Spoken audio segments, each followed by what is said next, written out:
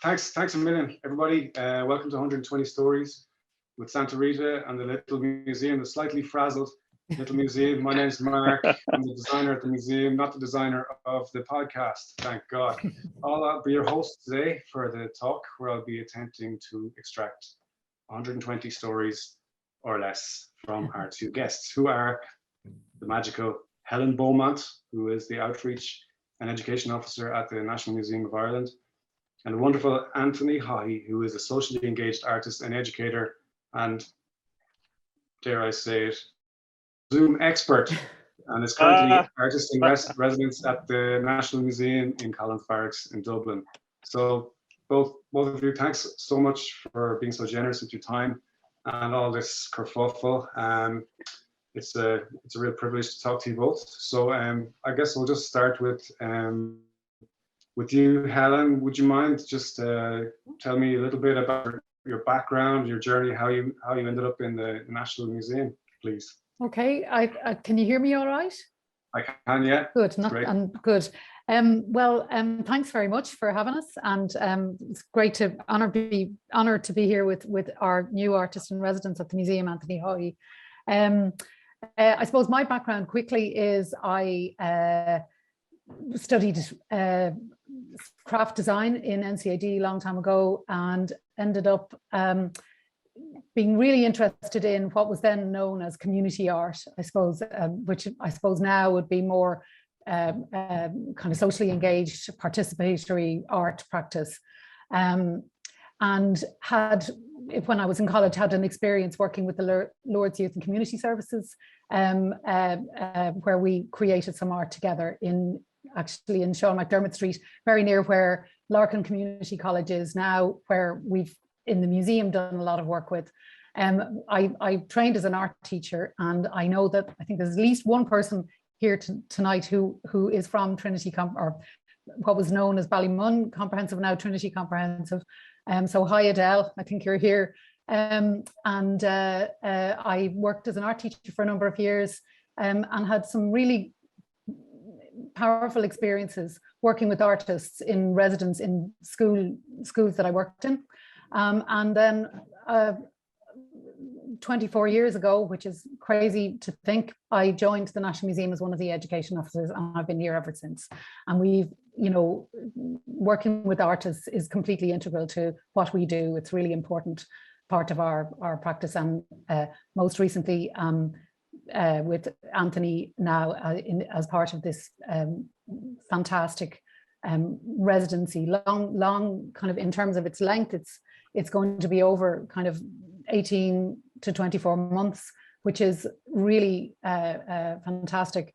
And it's just great to be here to talk about that. So that's me.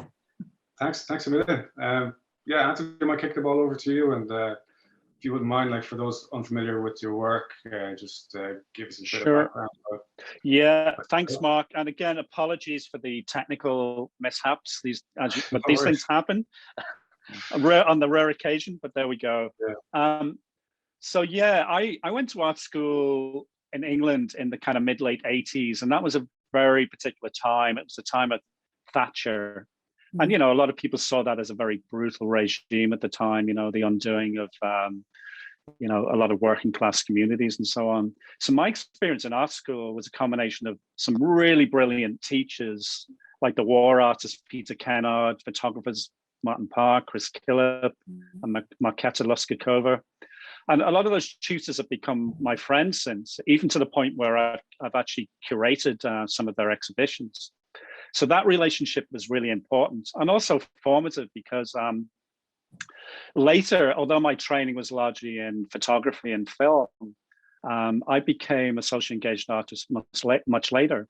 I became really interested in the 80s of this phenomenon in England called community darkrooms, where they were set up not just as a practical resource, but as a way to, I suppose, engage people in gaining their own kind of agency, rather than being a subject of media hype and so on. It turned things around, and for me that was really, really fascinating. In the late 80s, I came to Dublin. I have family living there, and I actually I moved into Ballymun for about a year, And I spent that year with a number of families and photographed those families. And at the same time, in the secondary school, I set up a darkroom, and it became this kind of community center. That went on for about 10 years. Not just with me, but I passed it on to other artists who actually took it on. And then I've been exhibiting since that time, been working as an artist, been working as an educator. I started to work in DIT in '97 and co-designed the first degree program in photography. And all through that time, I've just been developing my practice, and it became much more and more kind of socially engaged. So a lot of the projects are, they're still centered around film and photography a lot of the time, but the sensibility is very different. So this is a really exciting opportunity now to work with the National Museum of Ireland for the next 2 years. It's unusual, I think, to have this really this kind of duration, to have a residency, to really develop something. So it's very much going to be a collaborative process together with Helen and her team, as well as bringing people inside to the museum and vice versa. Okay, yeah, I just might just explore that a little bit more. The Artisan Residence Program for me, what is it, and how did you get involved, and what are you doing there? What are the hopes and what are the goals of the project? Well, I think it's interesting because when this opportunity came up a few months back, and I was thinking about it, and I'm really interested in history. I'm really interested in how the historical moments can be kind of reimagined in a contemporary sense. And I think museums are, they're a lot about stories. I'm really interested in stories. So in my application, actually, I wanted to make a really intimate connection to the museum. And I realized in 1921, my grandfather was in an IRA unit in the War of Independence. And they made a raid on a post office in Tassa in Armagh. He was shot and survived. He was rushed to the Mater Hospital in Belfast, and then very quickly came back because he didn't want to be recognized by the authorities. He was taken to a safe house, and it was a random safe house. It could have been any number of safe houses in Armagh, but it just happened that the safe house he went to, the young woman that nursed him back to life, she was my grandmother. So it's this really random act in the War of Independence that is my being, if you like, and my family. It's something quite magical, and I think that kind of connects me to the museum. It connects me to a narrative that's in the army pension narratives. So all of that is my way in, and I guess what I'm saying is we all walk in history. And we make history, our ordinary everyday lives. It's not something for, really important people and monarchy and, politicians and so on. We all make history every day. And this is something that I'm really, really interested in. And I think this is something I want to pursue with the residency. Okay, great. And Helen, do you have anything to add about the Artisan Residence Program? Is there anything that you're looking for, and how do you engage with the artist? Sorry, say that again. How do you engage with the artist in the Artisan Residence Program? Okay, well, I suppose this is a new residency for us. We've had a number, like it comes on the foot of a number of recent ones that we've had. For example, in 2016, we had a writer in residence, Dermot Balter, and we've also then in 2018, Roisin de Butler worked with us. So we've worked with lots of other artists on shorter kind of projects or in different ways. Like all the time, I suppose we've been learning how it can work in the museum, and how it can, the impact it can have on our kind of, in particular, our engagement with communities in the museum. I suppose this particular residency is a partnership between the museum and the Department of Tourism, Culture, Arts, Gaeltacht, Sport and Media, and it's under the Decade of Centenaries program, and we're one of 5 cultural institutions that were given this opportunity to participate in this. and get the funding, I suppose, most importantly. But we, I think, are different from the other institutions in that we were very, I think, upfront about wanting an artist to work with us who came with a kind of a background in that participative art practice, that socially engaged practice. And that was, I suppose, that's always been really important to us when we are working with communities in the museum, in this education department, and the team of people who are led by Lorraine Comer, my colleague. We're a small but very kind of cohesive team across 4 sites. So that kind of approach is really important to us. I don't know if that answers your question. Yeah. I mean, well, it's kind of getting involved with the community and being collaborative and engaging with the community, collaborating with people, normal people, not kings and queens, Anthony. Absolutely.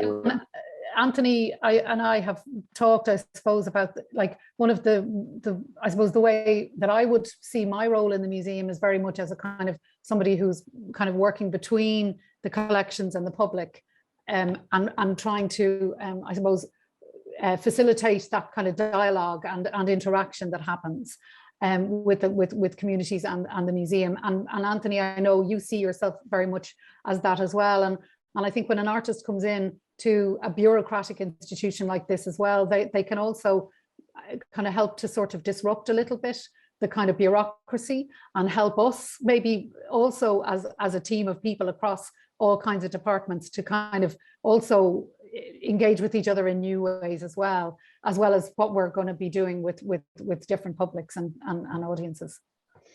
Yeah, I think that's sorry. Please, sorry, I jumped in there. Please go ahead, Anthony.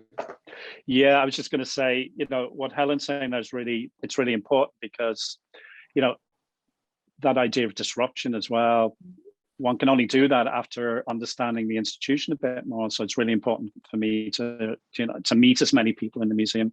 And also, part of my remit is to look at the collections and to reflect on those collections, to make, contemporary artworks that, that really speak to that through collaboration. So, one way, I saw a message flash up there from one of the audience members, and maybe I think she was asking about, do I have a particular project in mind? And maybe I'll speak to that a little bit. What I'm really interested in this particular, or the starting point at least, I'm reflecting on there was a German artist called Joseph Beuys, and he coined the phrase social sculpture, which is a method of fostering creativity. His aim was to transform society, in the belief that art can be an entire process of living, and created by a wide range of people who are non-artists. Now, working with non-artists has been central to my practice for a long time, and I'm always surprised by the level of creativity with the individuals and groups that I work with. So the idea of setting out to make this social sculpture is to invite as many people as possible to participate. So the idea that I proposed initially is to think about, well, what is it at the end of, this decade of centenaries, that we can kind of reflect on the idea of cultural identities. So in 1921,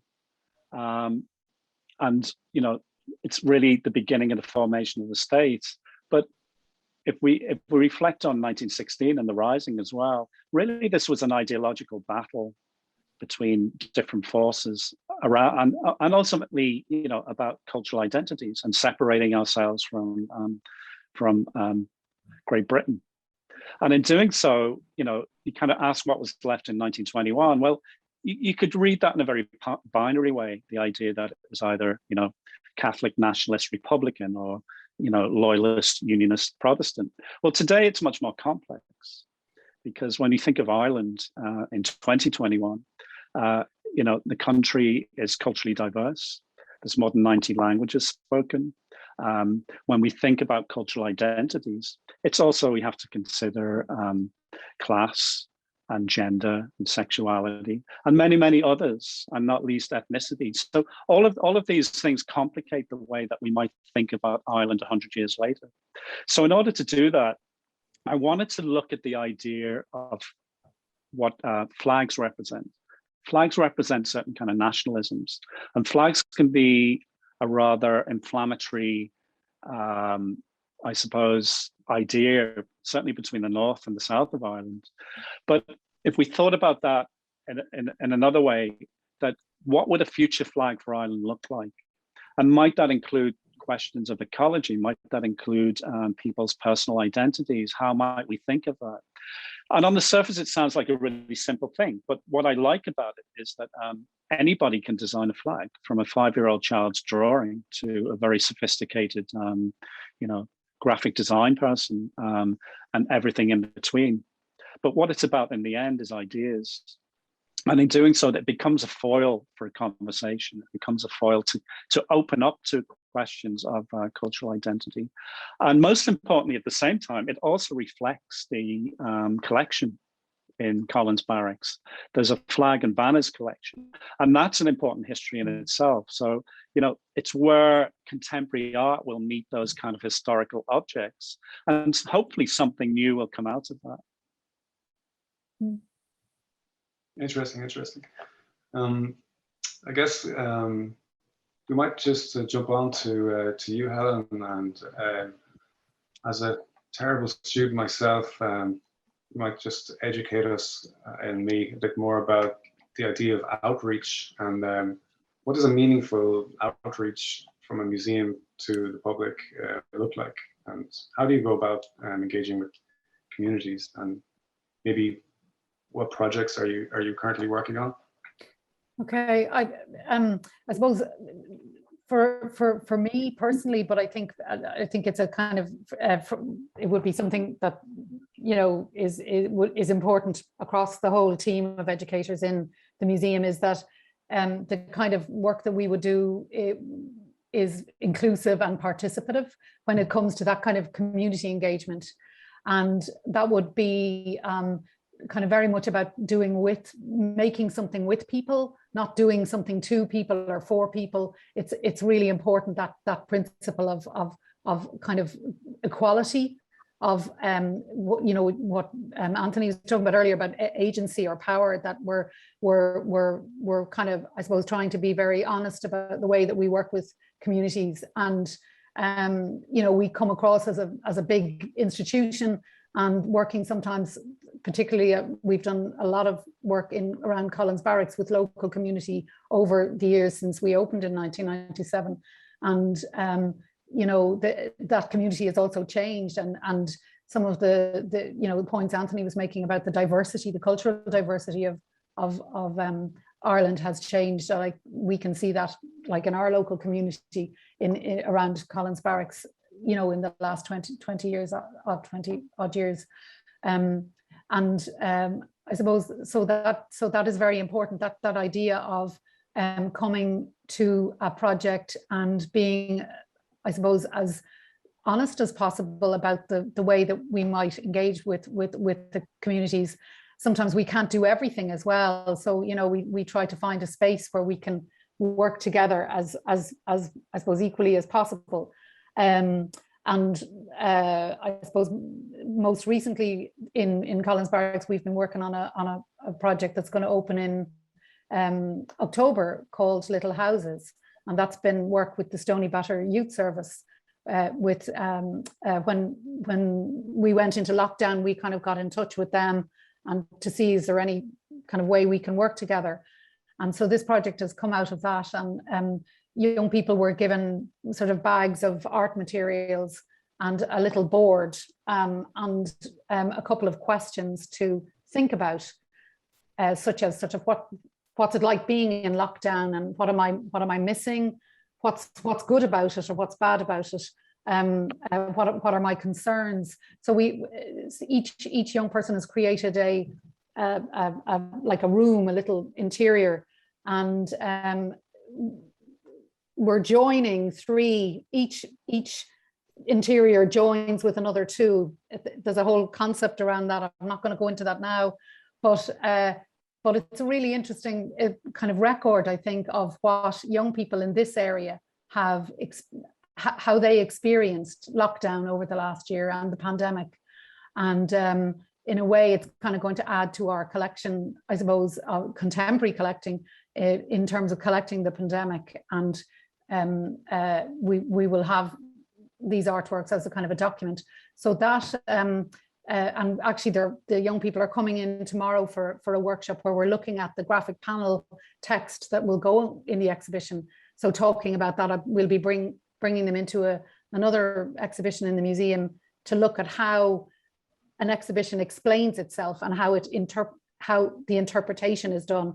So they're very much they've been involved all the way along in the kind of putting together of the exhibition in as much as possible.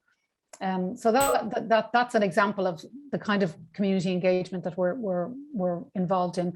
And just to quickly say that we're also across the museum working on a strategy around community engagement for the museum, which will be launched probably early in 2022, and kind of articulate, I suppose, the museum's commitment to engaging with communities in this particular way. And Anthony, in his residency, is going to inform this.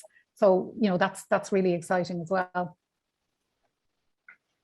It's so cool to think that some kids will write their opinion on something and then find out that it's actually art. It's must be really nice for them. And like that brings me on to my next kind of question. Is like we're a museum here, a small museum, but I guess a modern museum needs to have a more broader role in society and to talk to everybody, not just the metropolitan liberal elite. So what would you say is the modern museum's foremost role in our society, if that makes sense?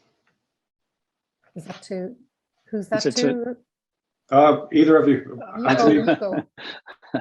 Yeah, I think museums are crucially important. One thing that struck me about Collins Barracks, I was walking around the collection just very recently with Alex Ward, who's the keeper of industrial design, and we were walking through the costume section. It was really interesting. And as we walked through, what really struck me was that Alex wasn't really, pushing these objects, these garments we were looking at, historical dresses and so on, just as cultural objects. It was the social narrative, that was really attached to all of these things that became important. And I think, for me, that's what museums do really well and should do really well. They're not fixed in time. We know there's a complex history around museums that's attached to empire and colonialism. And, that's something that's been slowly, discussed. And I think that's going to happen more and more. It's really being precipitated by this Decade of Centenaries. And I see there's a conference coming up in Queen's University in Belfast exactly around this subject. But I think museums can actually, not fossilize things, actually invite other people to reflect their own narratives within the collections. And I think that's really important. There's, a French historian, Pierre Nora, he speaks about this. He speaks about the idea of the relationship of memory and history and how those ordinary voices of people can resonate historically. So it's not just about those kind of, those important people. It's about how we see ourselves inserted into the museum. And I think, I think that's how I see my role in a way, as a way to provoke that. And these are things I'm discussing with Helen already. And I know it seems to me the museum, has gone down that pathway already. And for me, that's exciting. Think about it this way. So if I've been living in Ireland for 10 years and I've arrived from a small village in, say, Nigeria, and I walk into Collins Barracks, I'm kind of searching around and I'm looking for something that says something about my life. And that's important. It's really important that, these, really, increasing complexity of cultural identities are reflected. So in those objects, we can encourage and for people to attach themselves to particular narratives. And I think that can be really exciting. Yeah, I think you're right. There's a new group and a group of designers in Ireland called, I can't remember the name, but one thing they were saying is that they found it so important to even be represented in advertising, and just to see a person of color, just so that they feel seen, and it's not just the monolith of our white people here. So yeah, that's totally important. I think about it this way, Mark, because if you think about the history museums anyway, I mean, they were built, as I said earlier, on this idea of collecting, of people going out into, particularly Western countries, creating empires, through that kind of colonial collecting imperative, particularly around Victorian Britain. It's interesting that I think the Ashmolean Museum in Oxford I think it's the oldest public museum. It's about 400 years old, but it's built on the idea of, of course, educationally, science, but also going out into the world and claiming things, bringing things back. And, this is highly contentious. The idea that museums would hold certain objects and claim them as their own, despite the fact they could have been collected in, a country that these artifacts essentially don't belong to. So I think that role for the museum is radically changing, and how that gets negotiated over the coming years, I think it's going to be really fascinating. Do those cultural artifacts get sent back to their countries of origin, or how is that whole thing renegotiated? It's really interesting. Certainly, if you're working in the British Museum. Yeah, indeed, yeah. Helen, do you have a favorite piece? That was a difficult question, or in the collection, that something that really speaks to you, and that you. Yeah, I can. It was not a question I was expecting, but I can. But if I could just add, if I can come back just a little bit to just your earlier one, just to add to what Anthony was saying, and I suppose for me, a museum is really an important public space in the same way that libraries and parks, we need them in a community. We need them for cities, we need them for rural space, we need them everywhere, I suppose, for our communities. I think museums are really important. And I suppose that idea of the point that Anthony was making, we have, I suppose, in the museum, we've done some very interesting projects with I suppose people who have until recently not been represented, if you like, or have not seen themselves in the museum.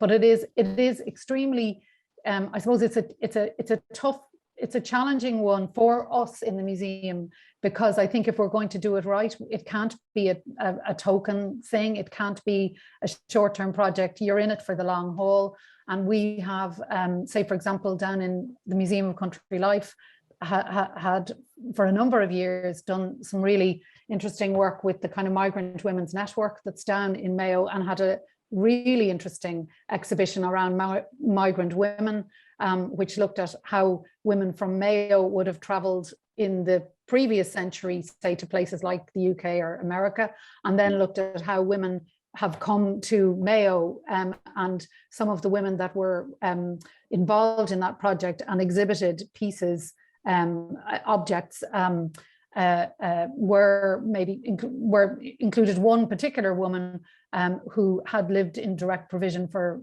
about, I think, a couple of years, and now lives in Mayo. But we have done work with the traveller community, and I just wanted to mention, I suppose there's been a couple of conferences that we have run at the museum, or the Museums Association have run.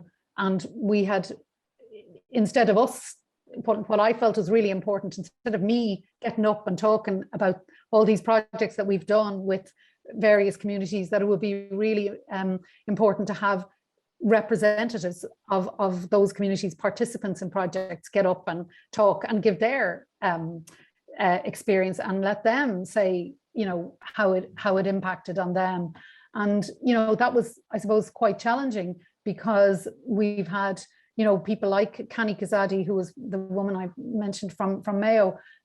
She said it was great, to go into the museum and see the beautiful dress and shoes that she was from the Democratic Republic of Congo originally, but she said it was great to see that exhibition in the museum. But, you know, once that exhibition was over, she came back to the museum, say a year later, and she didn't see herself. So if we're going to do it, we have to do it for the long term, I suppose. So I wanted to maybe say that. Sure. In terms of objects that I favorite object, as I say, I didn't know that one was coming, but I do. There's a few, but one that I think is I think that the Francis Sheehy Skeffington Votes for Women badge that was in our Proclaiming a Republic exhibition, I think is a really lovely object because it's so small and ordinary. And it's very relatable. We've all had badges, maybe gone through phases where we've worn badges. And I suppose most likely lots of people are wearing I've got my COVID vaccination badge. So it's a very everyday object. But Francis Sheehy Skeffington was shot, dead, or arrested anyway, and then subsequently shot with this badge on his jacket. And I think for me, he's a really interesting character because he described himself as a feminist first and a nationalist after that. And he and his wife, you know, along with lots of other people, did a lot around, you know, bringing women the vote. So that would be maybe one object that stands out for me. There's loads of others, but that would be one. Yeah, I imagine so many. Anthony, would you have? Yeah, it's early days for me, but I mean, I suppose a couple of things that strike me. It's a beautiful object, which is the Stokes tapestry, which I'm just kind of learning about. This incredible this incredible handmade tapestry made by a former soldier. But it's kind of, you know, it's narrative driven, and it represents particular moments across, you know, Irish history and this kind of contested history. So across the tapestry, you get a sense of the, you know, I suppose the revolution that's happening behind these kind of really established, you know, garrison towns, garrison spaces around, particularly, you know, around Dublin. And it's just a really fascinating object. And the idea that it was made by somebody who wasn't a specialist at that time, somebody who just took it upon themselves to make it, is really amazing. And the other thing that strikes me, well, there's loads of things. I mean, I'm, you know, at the moment I'm just wandering, and I'm starting to take tours with amazing curators and keepers of art and all the other areas within the museum. So that's exciting. So looking at it from other people's point of view, it's really exciting to learn more. But one thing in, I suppose, recent history that's really interesting is the Anglo-Irish Bank sign that's hanging out, and that, you know, that really strikes a chord with me because, you know, that was so recent. But, you know, it comes back to the point I was making earlier. We all live in history. We're all making history, and that is very much part of our history. You know, the idea of the, you know, the collapse of the Anglo-Irish Bank, and then, you know, everything that followed. That was a really painful time for Irish people. And I just thought, yeah, that's brilliant. That's really exciting that, you know, that the museum would put that up and feel it really important to collect objects like that, because, you know, it is about it. Museums are not just about holding history, they are about making history as well. You know, the things that are collected are tomorrow's history. So I was really quite excited to see that as well. But I said I'm going to learn a lot more over, you know, the coming 2 years. And so far, you know, I've been largely on my own, walking around and just really, you know, just really enjoying that, I suppose, very informal browsing. But later, I think we get down to the business of a more expert view. But, you know, at the same time, I'm also curious about joining, you know, tourist tours. So not, you know, also not being the expert, of just kind of tagging along with other people and just to kind of get a sense of how they see the museum or how they navigate the museum. I think that's interesting as well. Yeah, we see that here as well. Sometimes the people that are on the tour have a lot more to say than the guide, and a lot of words that I'm going to talk about as well. Anthony, I just want to get back to something else. I mean, your work is, you know, aside from being thoughtful and considered and socially engaged and important for, you know, marginalized people, it's also visually stunning. And I encourage anybody to check out Anthony's photography, especially AnthonyHaughey.com. I mean, it's some incredible stuff there, especially the portraits. So we're just wondering, like, yeah. No, I can talk a little bit more about it. I think that's an important question, Mark.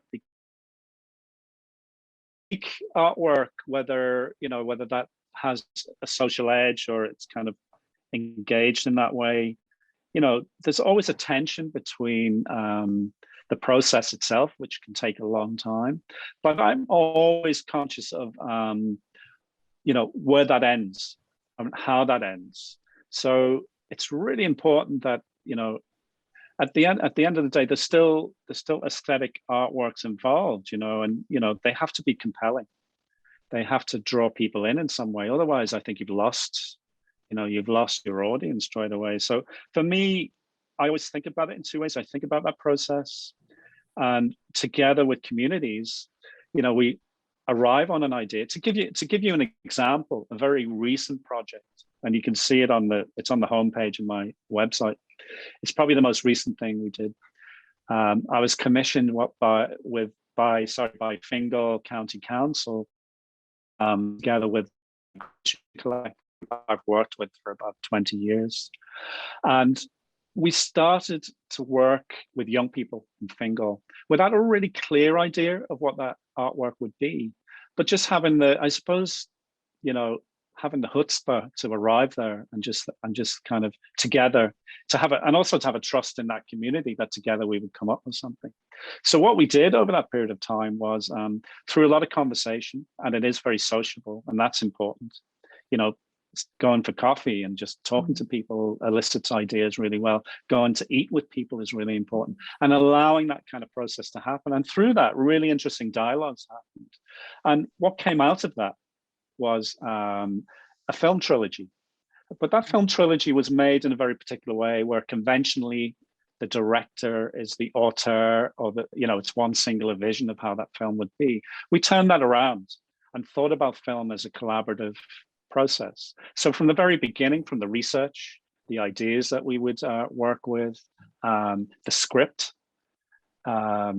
directing and acting, the whole thing was made collaboratively with three groups of young multi-ethnic people in Balbriggan. But what came out of that is something for me quite magical, because it's doing a lot of things. There's very deep research going on. So for me as an artist, I'm building in layers of history, and I'm always interested in that. So for example, one of the films is a reference. It's kind of I suppose, clearly referencing Samuel Beckett's Waiting for Godot, but it's turned around in a very kind of contemporary way to think about, this notion of waiting is kind of similar to somebody being in direct provision, or waiting for something to change, or waiting for civil rights. So we use the language and we use the narrative to kind of rework and replay these kind of ideas. And then in another scene, we got access to an Anglo-Irish Georgian house in Donabate. And inside that kind of beautiful living room, you could imagine this image. I had this image already about how the scene might work. And together with a group of 4 young African-Irish women who call themselves My Sister's Keeper, they researched speeches from women's rights and emancipation and equality. And we thought about that living room. And in that living room, it's fascinating because you have these incredible kind of, 18th, 17th century oil paintings of colonial masters on the wall. These people who would have owned tea plantations in India and would have had interest in the empire. So by placing those 4 women in that scene, which is already incredibly beautiful, it's like, the film scene is like a painting in itself. But then they perform these narratives that kind of claim, equal rights for all, claim women's position in society, and all the time this backdrop is all around them. So it's a very conscious kind of loop back in history to place, that group of women in there. There's already a visual reading of, what's at stake. And then, these incredible performances. You have to imagine they're non-professional actors. So you've got 3 groups of young people just, completely committed to this whole process. It was really magical over that 2-year period. They wouldn't be used to learning lines, they wouldn't be used to acting, but they just took it on. And I'm still like really, have massive respect for what they did and what we did together. For me, it's something really special. But it does have this beautiful aesthetic, coming back to your earlier question, and that's what I try to do. And as well as having a collaborative practice, I also have a solo artist practice. So I individually make films. I make long-term photographic projects. The National Gallery of Ireland acquired a significant part of a series of photographs I took around the and it was made from 2011, and it was about the collapse of the economy and what happened with these kind of ghost estates and so on. So, I think to sum it up in a way, it's also important that as an artist, when you make a work, whether that's socially engaged or as a solo artist, I think it's really important that we think about the historical narrative, and if possible, it's really important to get that work into collections, because that, existing historical narrative gets slightly disrupted because you bring something new to it. You bring a new point of view or a new angle. So it changes things. So, it's a very holistic approach for me, from the research, the thinking through, the making, the aesthetic. All of those things have to come together for me in a really strong way. Right. And Helen, how do you react to Anthony's art? I've watched his films, the Manifesto films, and they're stunning. And you can see, I just want to know more about it, and I haven't had a chance to really talk to Anthony about those. But I suppose as an educator, I see the impact of what that experience, or I get a sense of what the impact of that experience may have had, and I hope has had, or on those young people that have participated in the creation of that art, because they're beautiful films. They're stunning. I love the first film starts with a kind of an aerial view of a group of, you don't know who, you don't know what you're really, it's just a group of people standing on a beach with a circle, and they're holding, at first I thought they were bowls, they were holding, kind of swishing water around or something. I didn't know what it was, but you come down and they've made these, is it a zoetrope? Yes. Yeah, zoetropes, which, it's like the earliest kind of film, with it, and it's absolutely beautiful. And then it cuts to some of the students kind of having a conversation. Again, I think it's kind of about rights and about equality, and it about women's rights and also rights of people, no matter what kind of whether color, all of that, like it just. And then the second one, as you say, Anthony, you've already talked about it. They're beautiful films, as well as being very thought-provoking, but I think above all, it would be interesting to kind of see. I'm sure you've done some kind of evaluation or reflection on kind of what the impact of that experience was on those young people, and that I suppose I know from my own work, seeing how when young people get an opportunity to work with an artist, they begin to maybe see themselves as artists and talk about their own work as art, and in a serious way, and they see how that's connected with the real world and where that might take them. No, yeah, I can just respond to that, because I think your point there, Helen, is really important. It was evaluated, it wasn't a plan, but what happened was there was a documentary film crew behind us. So as we were shooting some of those scenes, offset, so to speak, the participants were all interviewed, and I hadn't seen it until really late. Until quite recently, because the films were only finished really in kind of January, February. And when I saw this short doc, I just kind of blew my mind, because these young people were talking about empowerment, and they were talking about the process of making and the process of the research and their agency by taking on those roles. And it nearly made me cry, actually, because it was so powerful. And actually that film really will be part of the overall context of viewing those films, that's the way that we'll start to show them. We've been invited to show the films in, I haven't really had time to push them out, but they're currently shown in the RCC in Letterkenny, and they've just been invited to be screened at Belfast Film Festival. But I hope all those will be opportunities for these young actors to actually speak in public as well, because they're incredibly articulate. And you know, and coming back to the beach shot, I think what you mentioned there's a group of 3. They're probably around leaving cert age students, and it's a long shot. They're walking along the beach, but they're actually what we did was together. We found these Frederick Douglass speeches, and we started then to put them together in a way.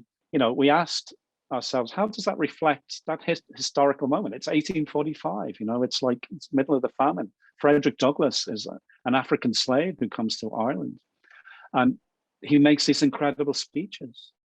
So we looked at that and thought, well, how would they sound and how would they look if they were said today?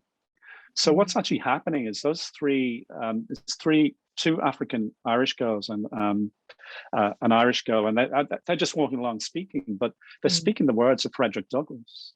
And it's really powerful, you know, because you know, it's a method. It's you know, for me, it's a very conscious method. So with all those films, it's interesting for me because on one level, coming back to Mark's point, they can be read on a purely aesthetic level. But I've built in lots of, if you like, kind of cultural, theoretical ideas, historical ideas, and they're just layered all the way through. And for me, not everybody will see them. Some people will, some people won't. But as an artist, it's really important that, you know, that if we're collaborating on something, I see this as part of my role culturally and historically to kind of bring perhaps those sensibilities and those elements together. And, you know, and then, you know, the combination of their powerful performances and what those young people bring to those films, I think it was, you know, something we're already really, really proud of. Yeah. The devil's in the details for sure. I think we're almost coming to the end. I know we're a bit late to start. Maybe we could just ask you one last question about what's next. I know you're still thinking about this flags project. What's next? Yeah. For the, So just walking around the museum and feeling inspired. There'll be lots of projects, I think, that will, and you know, I think my role will also to be mediating various kind of interventions in the museum because I have a huge network of people gathered over a lot of years. Also bringing people from the north to the south, looking at some kind of contentious issues as well. But one thing that we're looking at the moment, a group I've worked with before,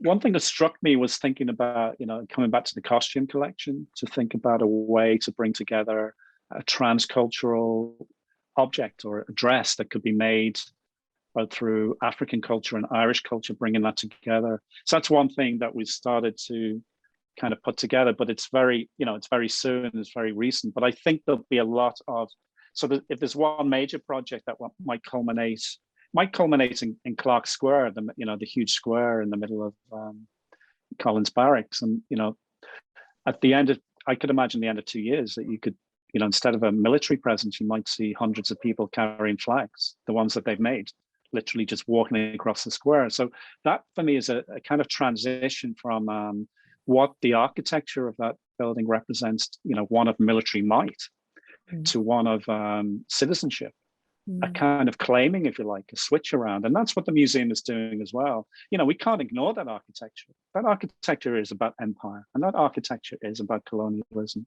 But it's, you know, it's a question of how it's undone. It's a question of how you know, that history is always there, of course, and it's fascinating.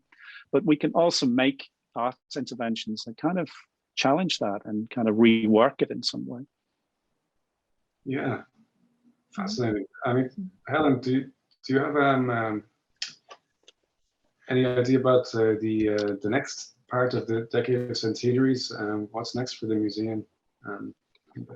short Yeah, term? it's been a kind of roller coaster to this point, and for us, I suppose, we're involved with the Hewlane Gallery in a collaboration for a joint exhibition marking the centenary of the signing of the treaty, and that's due to open in December. And so that's really nice to be working with another like an art gallery in the Hewlane, and the education team there with Jessica O'Donnell and myself have been kind of in touch about kind of doing some joint programming, as well as we'll do kind of separate programming. But they're loaning the museum the paintings of all the signatories of the treaty, and then there's some kind of material from the museum, including the pen that Michael Collins signed the treaty with, which is currently on display in the Irish Wars exhibition, but will be moved into this exhibition. So and hopefully we might see if Anthony we might pull you into that a little bit. I want to have to talk to Anthony about that. But one of the things that Jessica O'Donnell and myself kind of thought is to look at, because we're both on the north side, but in kind of slightly, to look at the sort of geography and to look at the communities that are between the two institutions, and maybe we're looking at maybe doing a kind of a walking tour, maybe a sort of historical walking tour, that or a different kind of walking tour. Now that's something that we're looking at ourselves here with my colleague Dermot Bulger, so we're looking at kind of lots of different, I suppose, engagement programming around the ideas that are the themes that are in that exhibition, in terms of, I suppose, art and politics and portraiture, but how, I suppose, art can be used in terms of political kind of movements or whatever, and propaganda, as well as all the treaty debates. We're looking at kind of something that maybe a drama type of workshop, and we're linking in with the Gaiety School of Acting as well. We've kind of done some partnership work with them, but looking at maybe a workshop for young people on exploring what are the things, like 100 years ago, the treaty debates were hugely important to the future of Ireland, but what is it now we need to talk about and debate? And obviously things like, the environment and climate and issues like direct provision and, migration and all of that. Those are maybe issues that we might look at, but all of that's still in, it's in Dermot and my head, I suppose, at the moment, but I think, Anthony, we'd love to talk to you about that as well. So yeah, definitely love to be involved. Helen, because I've also been working up in Fort Tunree. Yes, Fort Tunree is really fascinating as well. It's in Donegal, but it was, also connected to the Anglo-Irish treaty signing, and which is, the centenary is December the 6th of this year. Fort Tunree and a number of other key forts around the island would have, they were negotiated as part of the treaty, but they were held onto, essentially. They became known as treaty ports. And the British Navy held onto those until they were finally handed back in 1938. So they're also really interesting historically, and I see like a really clear connection between the museum and what's happening. And, that's important as well. Myself and Helen have spoken about that. That is, it shouldn't be Dublin centric. We should be thinking about, Museum of Country Life, and we should be thinking about Donegal and other parts of the country, and bringing that into, inside and outside of the museum. I think that's really important.